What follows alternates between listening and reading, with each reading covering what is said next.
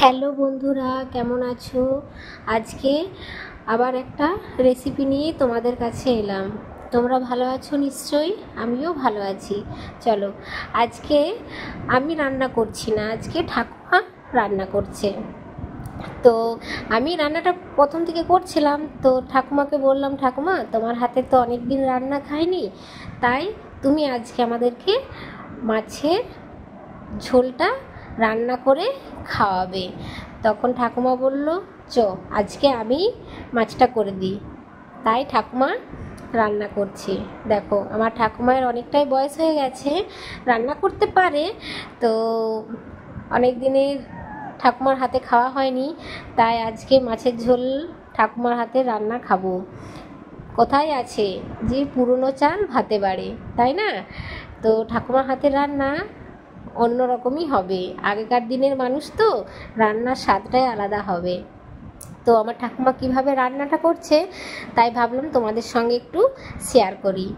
তো চলো দেখো রান্না। ঠাকুমা মাছগুলো প্রথমে ভেজে নিচ্ছে। আমার মাছটা ছিল রুই মাছ। আজকে ঠাকুমা রুই মাছের টক ঝোল রান্না করবে। তো চলো, রুই মাছের মাথাগুলো ভাজছে লাস্টে। এটা একটা চারাপোনা মাছ দিয়েছিল, হয়তো ওজনে কম বেশি হচ্ছিল, তাই ওটা একটা দিয়েছে।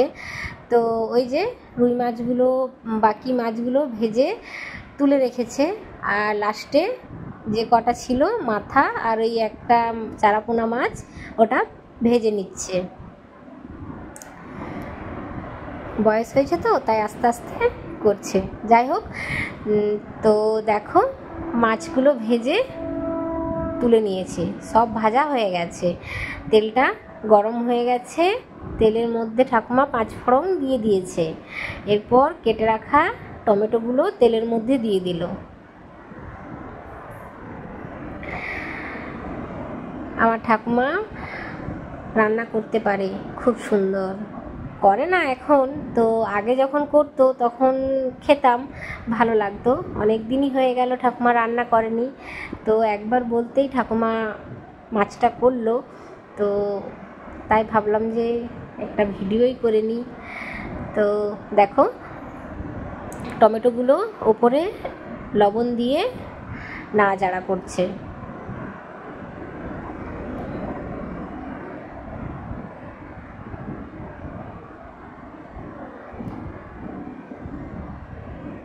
তেলটা বকবক করে ফুটছে। এই যে তার মধ্যে অল্পখানি লবণ নয়, এটা লবণই দিল। এরপর হলুদটা দিয়ে দিল, লবণ চিনি দিয়ে দিয়েছে, কারণ এটা টক টক মিষ্টি মিষ্টি পাতলা করে ঝোল হবে। আমার শ্বশুরমশাই একটু টক মিষ্টি ঝোলটাই খেতে ভালোবাসে, তাই হবে টক মিষ্টির ঝোল। আদা রসুন পেঁয়াজ দিয়েও ভালো লাগে, তো এটাও মাঝে মাঝে টক টক ভালো লাগে খেতে।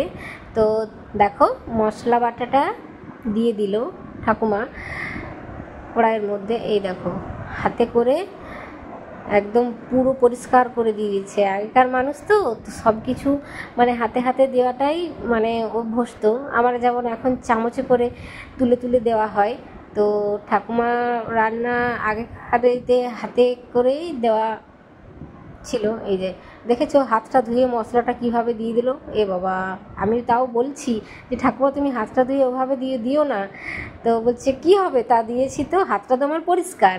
তো যাই হোক, মানুষ তো আগেকার, তো ওদের মতো করেই রান্না করবে, তাই না? যেহেতু ঠাকুমা মনের মতো করে রান্না করছে, তাই আমি বেশি কিছু বললাম না। তো কি আর বলবো বলো, ঠাকুমার হাতের রান্না ভাগ্যে জুটছে, এটাই অনেক। এই দেখো হাতটা ধুয়ে কিভাবে জলটা দিয়ে দিল। তো জানি না কোন বন্ধু কিভাবে নেবে।